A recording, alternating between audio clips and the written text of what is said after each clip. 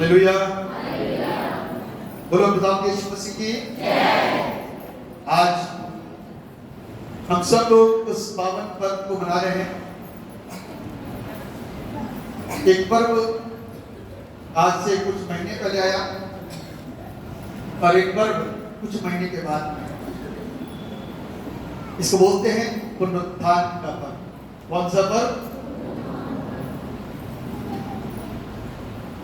पुनरुत्थान का मतलब मृत्यु पर जय प्राप्त करना। मृत्यु बहुत शक्तिशाली चीज है। कैसी है? जोर से बोलो। शक्तिशाली। क्यों बोला आपने शक्तिशाली? शक्तिशाली क्यों बोला आपने? मेरे पीछे पीछे मत बोलो, बताइए ना क्यों बोला शक्तिशाली? क्यों शक्तिशाली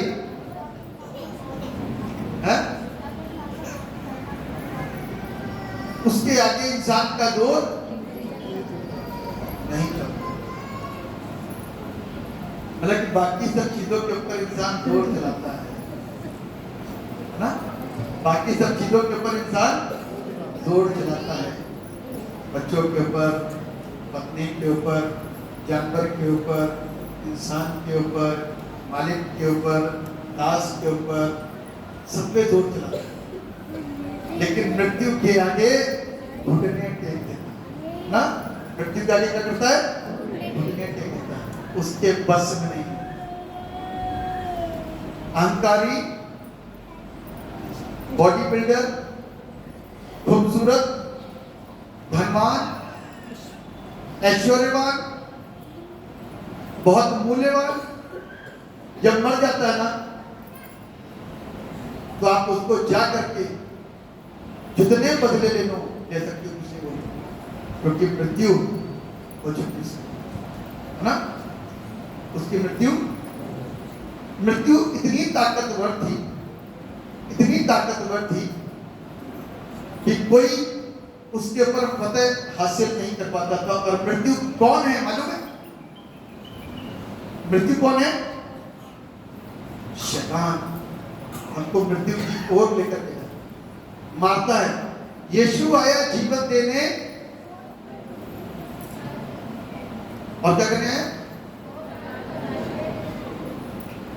शैतान आया क्या के लिए? घात और हत्या करने, मार डालने।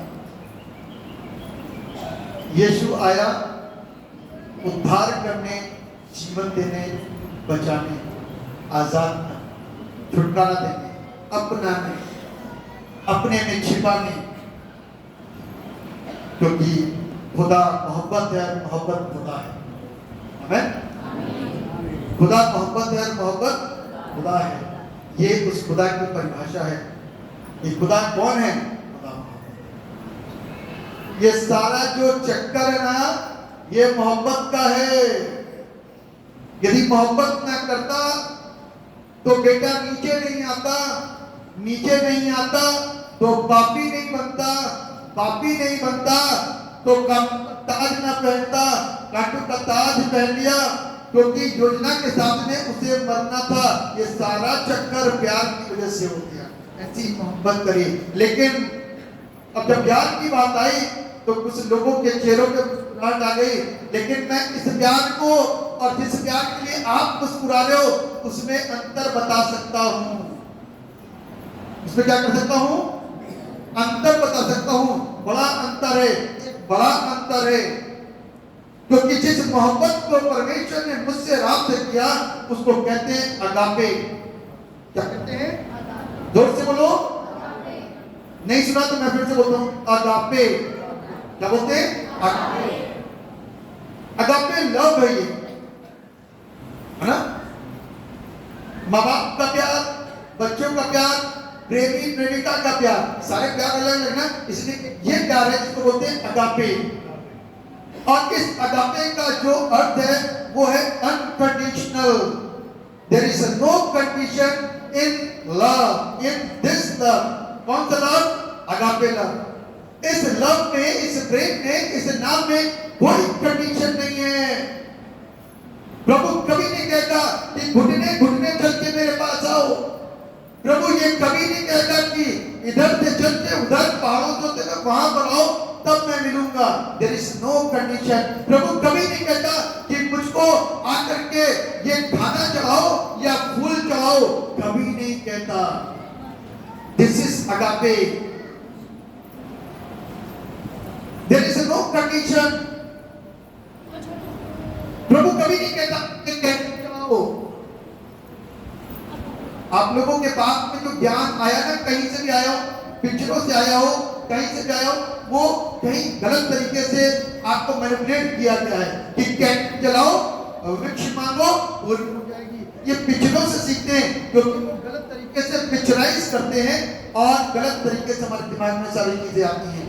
इसीलिए अखबार वाले तुरंत इस बात को लिख देते हैं, चर्चिस में कैंडल जलाई गई, सांस्कृतिक प्रोग्राम किए गए। ये सांस्कृतिक प्रोग्राम नहीं है, ये जिंदा खुदा का जिंदा वचन और प्रचार है जो लोगों के बीच में है। हमें कैंडल जलाने के प्रभु कभी नहीं कहता आप 2 रुपए खर्चा कर जाओगे। प्रभु कहता है खर्चा भी मत करो, ऐसे ही आ जाओ, अपना दिल खोलो। हम यहाँ तो अपने दिल खोलते 2 रुपए वाली को चढ़ाते हैं, आपको 5 वाली हो गई वो चढ़ाते हैं। उसका चढ़ाने के बाद अपनी विश मांगते हैं, प्रभु अब की बार बीएड में नंबर आ जाए, अब की बार बाहर जाने का वीजा मिल जाए, और जिसको मैं कहता हूं उससे विवाह हो गया है ना। मेरे पास आते हैं क्रिसमस के समय बहुत सारी पर्चियां आती, मैं दुआ करता हूँ, मैं हर पर्ची को खोलता हूँ और दुआ करता हूँ। छोटे छोटे बच्चों की रिक्वेस्ट भी पड़ी होती है कि हम पास हो जाए, हम इसमें पास हो गए थे, पिछले साल आए थे, अब की साल इस क्लास में इसमें भी पास हो जाए, आपके दुआ करता हूँ। पास हो गए?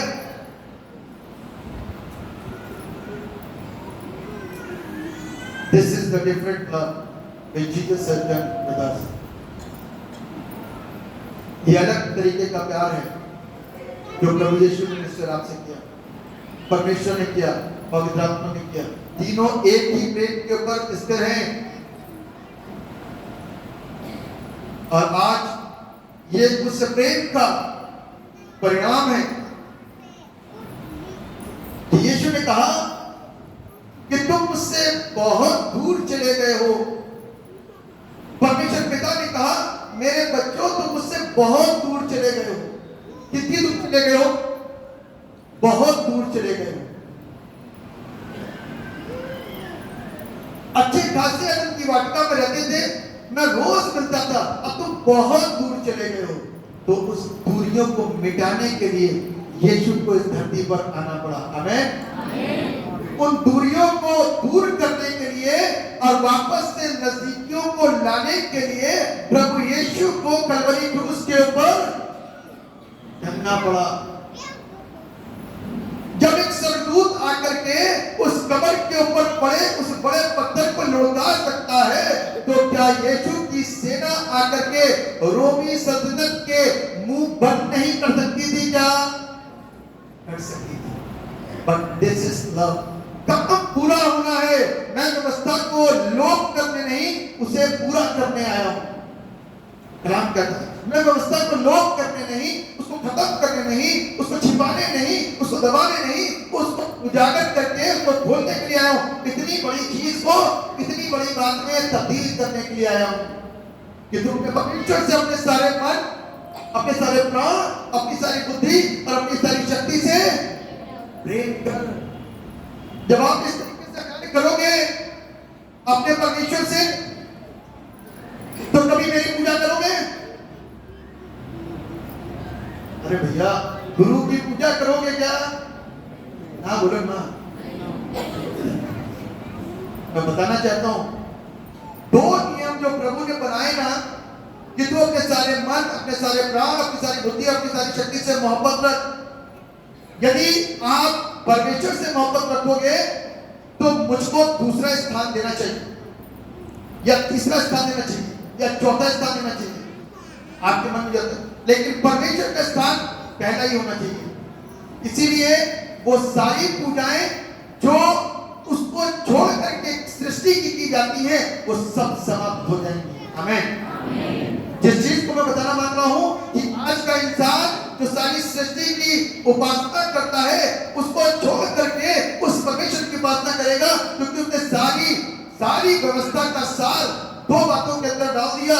जो कोई उससे अपने दिल से, अपने प्राण से, अपनी शक्ति से, अपनी आत्मा से प्यार करेगा वो आशीषित होगा।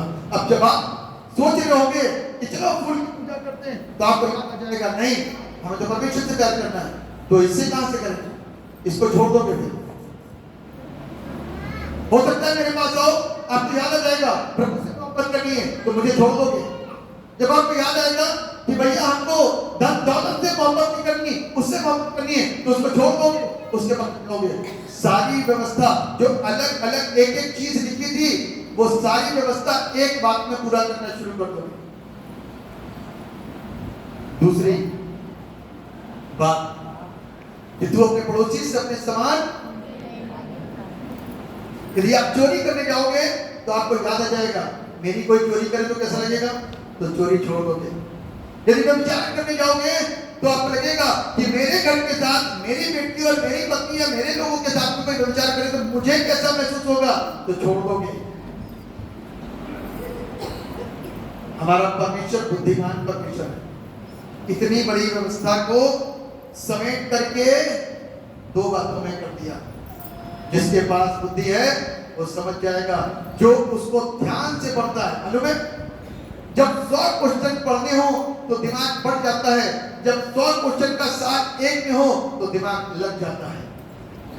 इसीलिए इतनी बड़ी व्यवस्था याद नहीं रहती, भूल जाते हैं, लेकिन दो बातें जहन के अंदर हमेशा बनी रहती, कभी नहीं भूलते। इतनी व्यवस्था, इसी बात को मानने के द्वारा आज लोग विश्वासी बनते हैं और विश्वास में आते हैं। ये परमेश्वर का प्यार था कि यीशु मसीह हमको मिलाने के लिए अपने पिता से, मेरे मिलाप कराने के लिए अपने पिता के साथ में, उस टूटे रिश्ते को जोड़ने के लिए अपने पिता के साथ में उस धरती पर आना पड़ा। कहां पर आना पड़ा? मेरे और आपके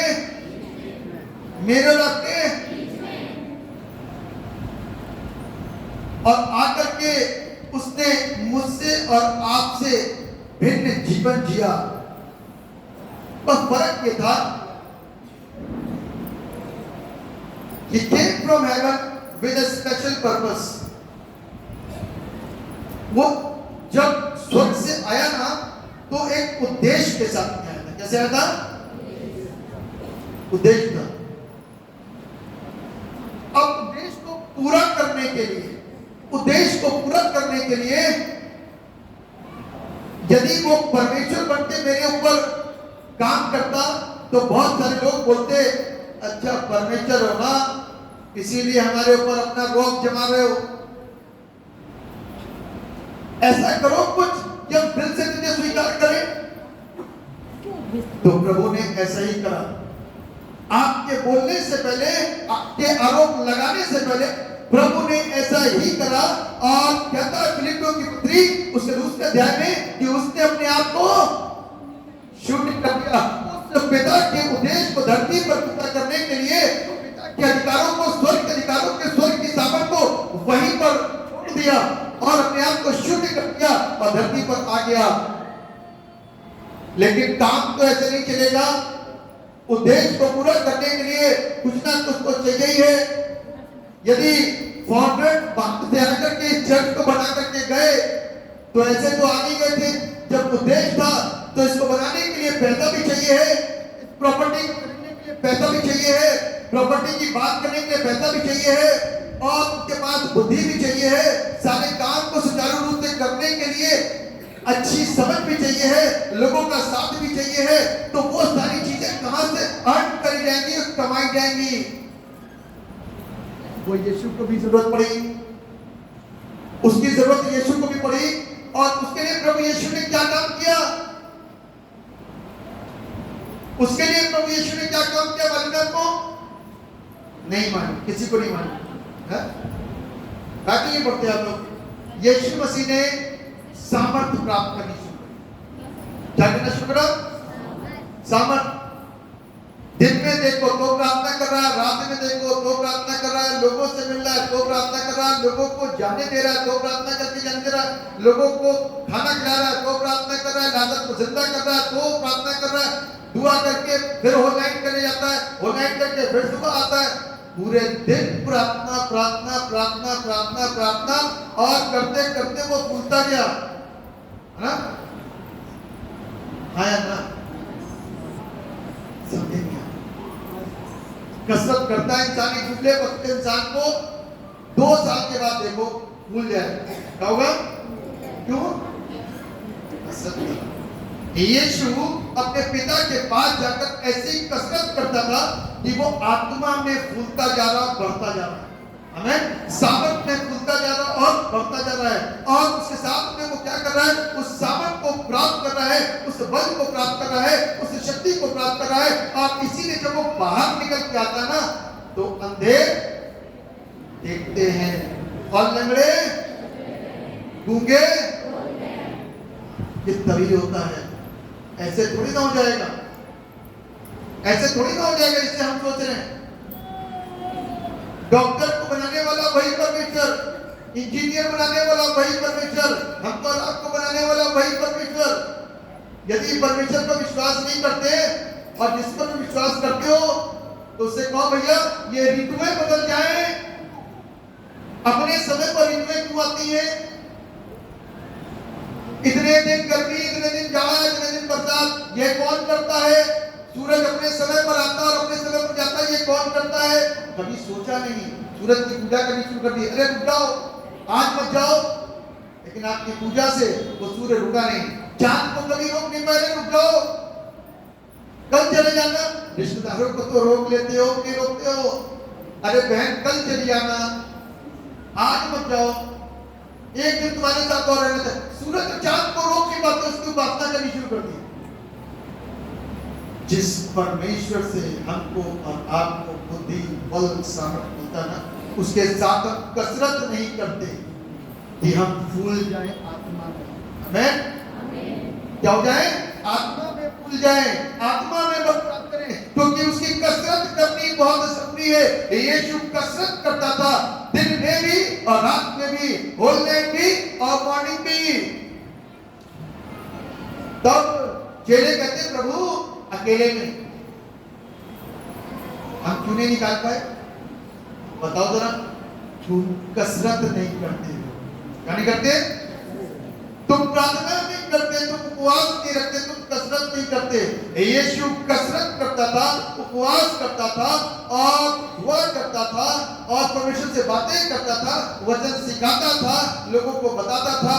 लोग उससे चिढ़ने लग गए, नफरत करने लग गए, लेकिन उनको क्या मालूम था उद्देश्य तो वहां से आया है। उनको क्या मालूम था लिखावट तो वहां से हुई है। उनको क्या पता था पैगाम तो वहां से आया है।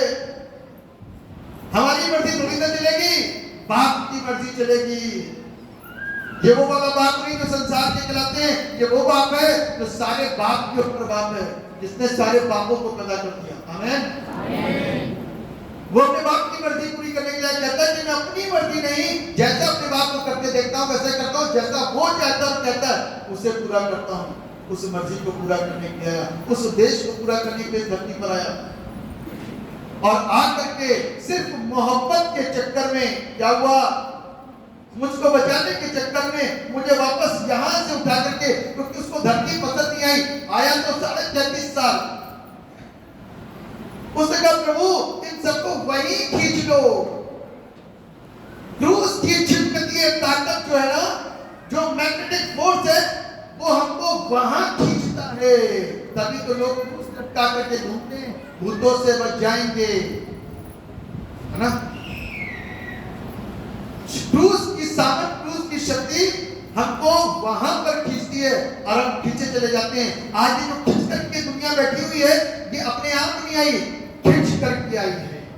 उसका उद्देश्य था कि लोग छक्के किए जाएं तो यीशु को देखना शुरू करेंगे, ये छक्के किए जाएं तो यीशु को सुनना शुरू करेंगे, ये छक्के किए जाएं तो यीशु को समझना शुरू करेंगे। यीशु भी आंखों में है, यीशु भी कान में है, यीशु को अंदर उतरना बाकी है। मैं जिस दिन यीशु अंदर आ गया ना, उस दिन क्या होगा? हरदम यीशु यीशु बोलते क्या लगे हैं मोल। सब लोग कहेंगे ये तो बावला हो गया है, ये तो नशे में दिखाई देती है, ये सारे लोग दुआ करके चले गए, ये रोती जा रही है, बोलती जा रही है, नशे में है। वो जितने नशा करने वाले थे निकल गए, लेकिन कुछ दिन के बाद में वो गर्भवती हुई जो बांझ हुई, जिसकी कोख बंद कर रखी थी, उस परमेश्वर ने उसके उस नशेपन को जो आत्मा में रो करके परमेश्वर से मांग रही थी, वो उस सावन को, उस आशीष को प्रभु से छीनने पाई और छीन करके एक संतान को जन्म दिया। उसका नाम था शैमुएल। हालेलुया। शैमुएल नाम बहुत लोगों के होंगे, क्योंकि यहीं से तो सारे नाम आते हैं ना, शैमुएल, जेकब, जेम्स, है ना, सारे नाम यहीं से। लेकिन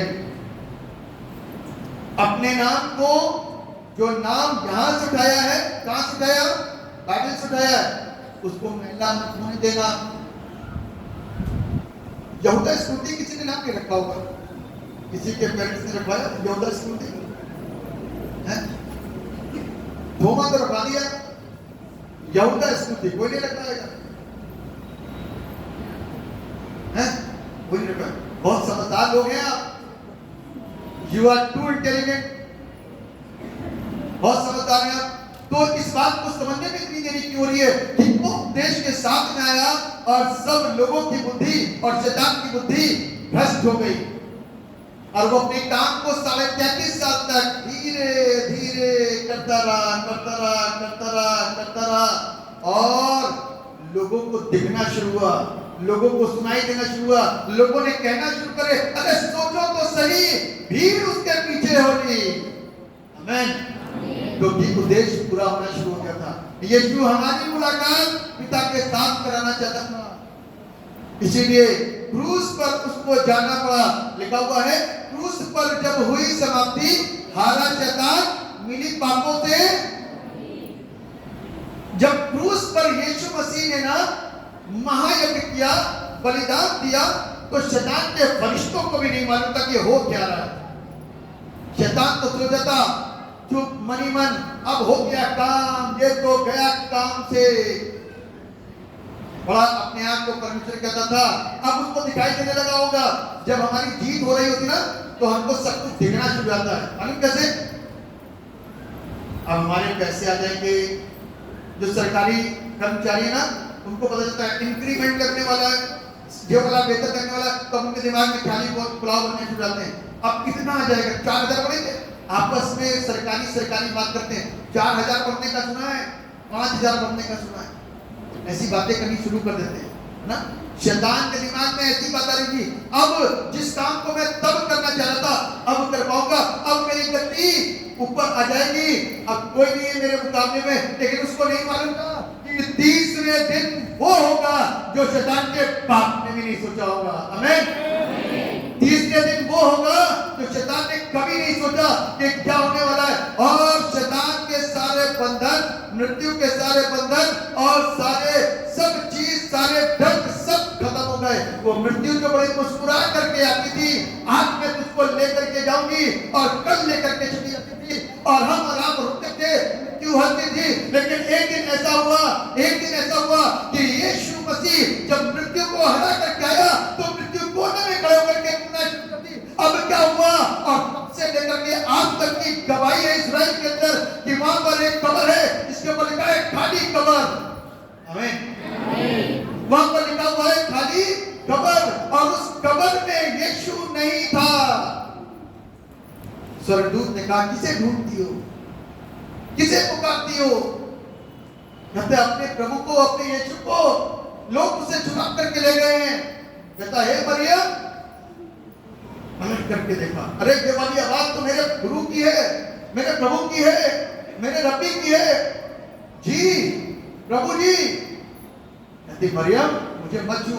इतना ज्यादा खुश हुई, इतना ज्यादा आनंदित हुई, क्योंकि उसे यीशु मिल गया, खुदा मिल गया। मैं तो गाऊंगा उसकी सना। खुदा मिलता, जिसको मिल जाता है ना आपे में नहीं रहता। जब दाऊद को मिला ना तो दाऊद उछल उछल करके नाच रहा था। क्या कर रहा था? आप नाचते हो ऐसे उछल उछल के नाच रहे थे, शर्म आती हो? पड़ोसी क्या कहेगा? अच्छा उछल रहा है। लेकिन जिस समय आत्मा में भर्ती होता, जिस तरह परमेश्वर छूता है, उस दिन दुनिया की कोई ताकत की ओर आपकी निगाहें नहीं होंगी।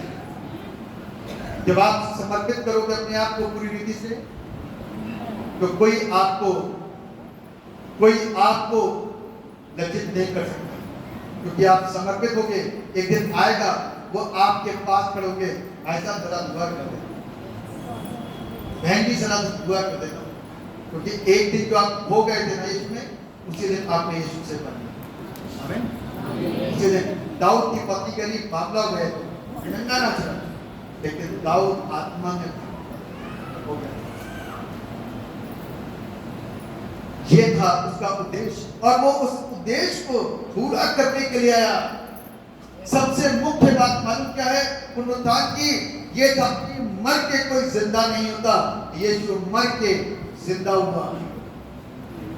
वही शक्ल और वही सूरत, कोई और शक्ल नहीं, कोई और सूरत नहीं, उसी शक्ल और उसी सूरत में वो क्या हुआ?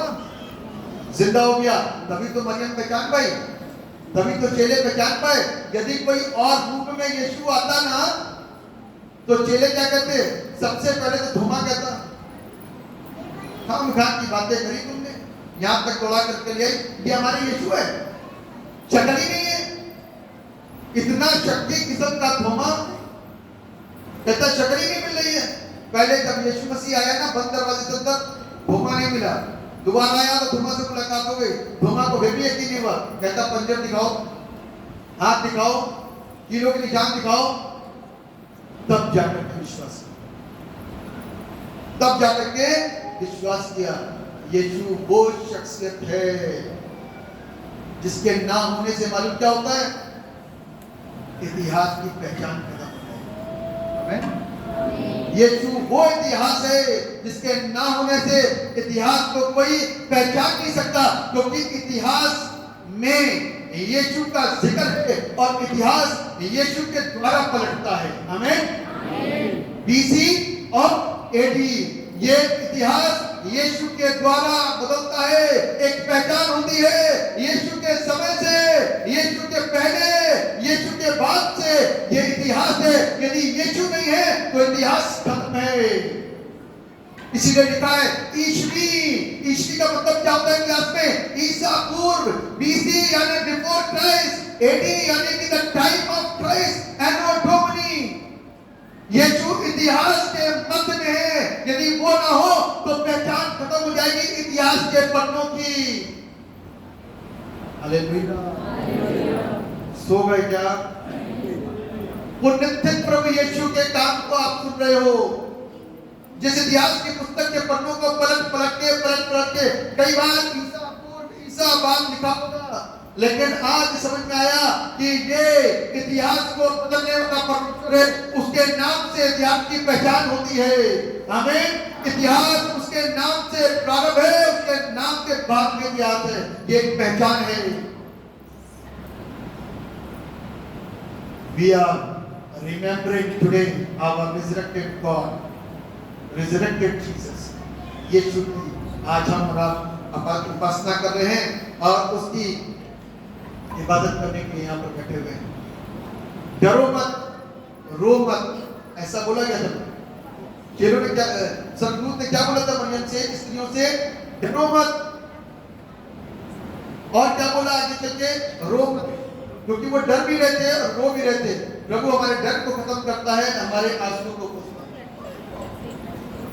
और जब यीशु मसीह मुर्दों में से जिंदा हो गया तो मेरा और आपका विश्वास कर गया। अच्छा, जिंदा होने के बाद हुआ क्या? कोई बताएगा मेरे को? जिंदा होने के बाद में ऐसा क्या काम हुआ? जीते जी तो चलो समझ में आता है। अब जीते जी कोई भी इंसान जीवित है, उसके रहने से, उसके अस्तित्व से कुछ तो पता चलता है, क्या ये करता था ऐसा। लेकिन जब वो चला जाएगा तो कैसे होगा? क्या अर्थ हुआ पुनरुत्थान का? अर्थ पुनरुत्थान का मतलब क्या हुआ आपको मालूम है? पुनरुत्थान के बाद में यीशु को था तो काम कैसे होगा? बाइबल क्या कहती है कि तुम मुझसे भी बड़े बड़े। जब यीशु मसीह मुर्दों में से जी उठे और जब जाने वाले थे स्वर्ग में, तो अपने चेलों को सामर्थ्य देके पवित्र आत्मा कहता लो, पवित्र आत्मा लो, और फूंक दिया। अब चेलों के अंदर पता नहीं कौन सी ताकत आ गई, कौन सा इन्होंने सिंकारा पी लिया, मुझे नहीं मालूम। जो चेले डर के मारे उपरोठी कोठरी में बैठे थे, कांप रहे थे, थरथरा रहे थे, दुखी हो रहे थे, दरवाजा खटखटाना और पैरों की आवाज आना उनके अंदर एक डर को पैदा करती थी, और इस बात को बोलते थे कहीं सैनिक तो नहीं आ रहे कि यीशु के चेले मान करके और जान करके हमको भी पकड़ के घसीट करके मार डाले, बंदी गृह में डाल दें, या हमारे साथ बुरा बर्ताव करें। एक डर था उनके अंदर। जब पुनरुत्थित प्रभु यीशु अंदर आया ना, उसने सामर्थ्य भरा। उन्होंने कहा दरवाजे खोल दो सारे। क्या कहा? सारे दरवाजे खोल दो, अब कोई डर ना रहेगा, अब कोई भय न रहेगा। अब तो आया है उनकी हमारा हमको पापों से आजाद कराने। ऐसा बल पतरस के अंदर आया, ऐसी शक्ति पतरस के अंदर आई, ऐसी सामर्थ थोमा के अंदर आई, ऐसी शक्ति कहते लोगों के अंदर आ गई कि उन लोगों ने जो काम करने शुरू किए ना, वो बेशुमार और अनगिनत थे। वो बेशुमार और अनगिनत थे। और बाइबल हमको इस बात बताती है कि यीशु मसीह के द्वारा अद्भुत चिन्ह चमत्कार होते थे, लेकिन पतरस जब घर से निकलता था तो लोग वेट करते थे उसका घर से बाहर निकलने के लिए। और बाइबल बताती है कि जब वो घर से बाहर निकलता था तो उसकी परछाइयों से लोग चंगे होते थे। आमीन। किससे चंगे होते थे? शैडो से। हमसे तो डर लग नहीं रहा, हमसे तो कुछ हो नहीं रहा, हमारी शैडो से काम चल रहा है। आमीन। सोचो सामर्थ क्या, कहां से आई सामर्थ? पुनरुत्थान के बाद। इसके बाद पुनरुत्थान के बाद ये सामर्थ आई कि परछाई से लोग जीवन पाने लग गए थे। मेरे क्यों उस खुदा की इबादत करने की आने को क्या मतलब? जब हमने उस स्वर्ग के पिता की बातों को सुन लिया तो कुलुस्सियों की पत्री में बड़ा स्पष्ट करके कह दिया भैया कि जब तुम मसीह के साथ जिलाए गए तो स्वर्गीय वस्तुओं की खोज में रहो जहां मसीह विद्वान है और परमेश्वर की दाहिनी ओर बैठा है। अब हमारी खोज आज खत्म हो जाएगी कि आज के बाद से शुरू होगी? बोल सकते हैं आप हाँ या ना? उनसे बोला वेरी गुड। शुरुआत में क्या करेंगे? कैसे शुरू करोगे?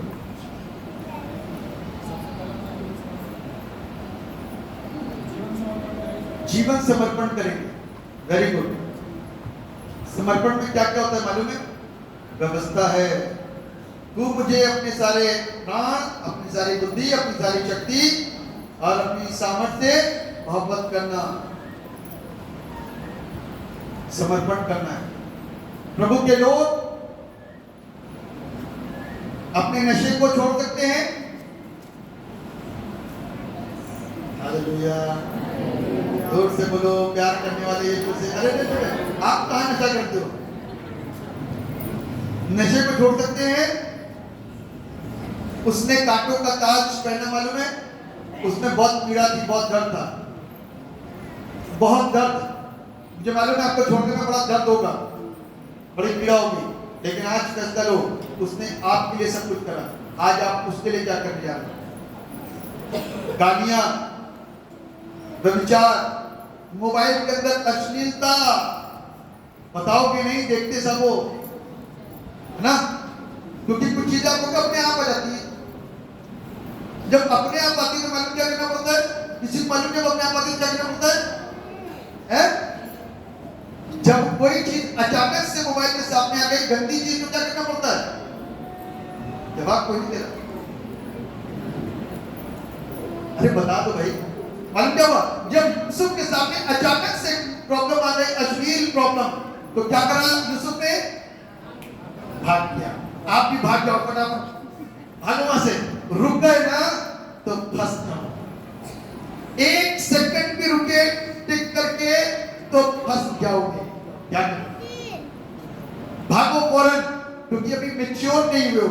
अभी समर्पण करना शुरू करा है ना, आज से समर्पण शुरू करा है। अभी तक, आज से पहले तक हम वही काम करते थे, और कल वो चीज मेरी आंखों के सामने आती है तो हम इतने मैच्योर नहीं हुए, हमारी स्पिरिचुअल की मैच्योरिटी इतनी अच्छी नहीं हुई कि हम अभी भाग सके। अभी शैतान हमारे तरफ वर्क कर सकता है कि क्लिक कर, कोई नहीं देख रहा है। सवेरे का वचन भूल गए पादरी साहब, अब शाम हो गई है? सवेरे जो पादरी साहब ने बोला भूल गए, अब क्या हो गई है? शाम हो गई है। शाम में बहुत सारी चीजें होनी चाहिए, दिन में बहुत सारी चीजें होनी चाहिए। इसलिए आज जब यीशु ने आपने इतना सब कुछ करा कि आपको अपने पिता से मुलाकात कराए, रास्ते सब खाली हैं, खुले हुए हैं, आराम से दौड़ते हुए जाओ या धीरे धीरे जाओ या भागते हुए जाओ, डिपेंड करता है आपके ऊपर। लाइफ आपकी है। आज से चाहे धीरे धीरे चलना शुरू करो, चाहे दौड़ना शुरू करो, चाहे स्पीड के साथ शुरू करो, लेकिन कुछ तो करो, क्योंकि यीशु ने आपके रास्ता खोल दिया, मार्ग खोल दिया। आज आपको करना उसके लिए। आमीन। कितने लोग करेंगे? अरे वाह, अरे वाह, झूठ तो कोई नहीं बोलना। Very good, very good. मालूम सबसे पहली चीज थी मालूम यीशु की, वो परमेश्वर के भवन को नहीं छोड़ता था। किसको नहीं छोड़ता था? परमेश्वर का भवन। क्या हर संडे दिखाई देंगे? हाथ तो खड़े करके जाओ, अपने चर्च में दिखाई दो, लेकिन दिखाई दो। जो जिस चर्च में जाता है वहां दिखाई दो, लेकिन दिखाई दो, क्योंकि प्रभु ने मुझको छुआ है। प्रभु हमको वैसे नहीं रहने देना चाहता, हमको बदलने के लिए आता है। वरना चेन्नई क्यों करता? वो छुटकारे क्यों देता? इतनी पीड़ाओं को क्यों उठाता? इसलिए करा कि हमारा जीवन पाए। यीशु कहता है चंगाई के द्वारा उद्धार नहीं है। चंगाई को पाने वाला व्यक्ति यदि उसकी ओर देखना शुरू करेगा और इस वचन को पढ़ना शुरू करेगा, तब उद्धार पाएगा। उद्धार तो परमेश्वर के वचन से है, चंगाई से नहीं। क्योंकि बहुत सारे लोग परमेश्वर के वचन से भी बहुत दूर है ना। कितने लोग दूर हैं परमेश्वर के वचन को? कितने लोगों ने पढ़ा आज? Good, very good. देख रहा हूं कितने लोगों ने परमेश्वर का वचन पढ़ा। Very good. देखिए जी, देखिए देखिए। और कितने लोग हाथ उठाते? समर्पण। आज समर्पण करो, आज दृढ़ निश्चय करो, कुछ भी हो जाए ये जरूर पढ़ेंगे। 1 मिनट वाला नहीं करना, 1 मिनट 2 मिनट वाली, ताकि पादी साहब संडे को पूछे बाइबल पढ़ी थी, और फिर पादी साहब ने इसके ऊपर दूसरा क्वेश्चन के लिए क्या पढ़ा था तो भूल जाओगे। याद तभी रहेगा जब भजन संहिता डेली 91 पढ़ते हो तो याद रहेगा। भजन संहिता 91, अगले हफ्ते की भजन संहिता 91, तीसरी बार की भजन संहिता 91, तो पढ़ के लोगों को याद हो गया। आपको कुछ और पढ़ो ना, कुछ और याद करो। आज पुनरुत्थित प्रभु यीशु मसीह की सामर्थ आपको बदलने के लिए यहाँ पर है और आपसे बात करती है, मुझसे बात करती है। मुझको और आपको नया जीवन देने के लिए यहाँ पर वो आया है। हम और आप उस पर और उसकी बातों पर, उसके वचनों पर विश्वास करें। उसके जीवन का सिर्फ एक लक्ष्य था कि हम पिता के साथ संगति करें, जो संगति वहाँ पर टूट गई थी वो फिर से बनाए, और हमको और आपको पाप से आजाद करा उसने, हमको और आपको पाप से छुटकारा दिया। अब एक बार बलिदान हो गया, अब आज आप चाहते हो अपने पाप को छोड़ उसके पास है ना, तो आ सकते हैं। कल आप आना चाहते हो तो कल आ सकते हैं। यदि 2 दिन के बाद आपके कुछ काम है ऐसे, उसको छोड़कर के आना चाहते हो तो 2 दिन के बाद आ जाना। बस ये ध्यान रखना, उसके पहले मत है ना, उससे पहले मत ना जाए। आ जाओ, कोई दिक्कत की बात नहीं है, 4 दिन लेट आओ, लेकिन मरना नहीं। उससे मरने से पहले जीवन दे देना उसको। तब स्वर्ग हमारा होगा। अन्यथा हमने और आपने कितनी भी आराधना करी हो और कितनी भी उपासना करी हो, स्वर्ग हमारा नहीं हो सकता जब तक हम उससे वास नहीं। आज पुनरुत्थान का तब आपको बहुत बहुत मुबारक हो। परमेश्वर आपको, आपके परिवार को, आपके खानदान को, सबको ब्लेस करे, सबको आशीष दे। आज त्योहार है, त्योहार के दिन क्या करा जाता है? त्योहार में क्या करते हैं आप लोग? क्या करते हैं? खाने बनाते हैं, मतलब खुशी मनाते हैं, सेलिब्रेट करते हैं, ठीक है ना? करेंगे सब? जोर से बोलो ना, दोनों हाथ पर भाई बोलो ना। आज दुआ नहीं करवाएंगे, ठीक है ना? आज सेलिब्रेट करो, अपने घरों में जाओ और मस्त हम लोग को भी जाने दो, क्योंकि मेरे को भी घर जाना है। और आज कोई प्रार्थना नहीं होगी किसी के लिए, आज सेलिब्रेशन है। Today is the day of celebration. आप सब सेलिब्रेट करो, मैं सबके लिए एक कॉमन प्रार्थना करूंगा।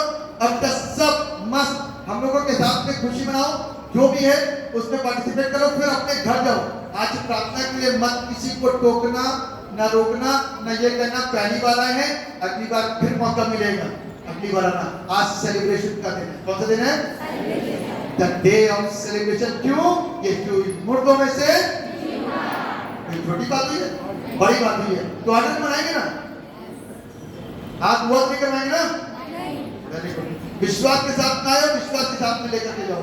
आमीन। क्योंकि मालूम है, जब लोग यहाँ पर प्रार्थना कर रहे थे तो प्रभु ने जो बात मेरे से बोली, मैंने बोल दी। आज ब्लेसिंग का दिन है।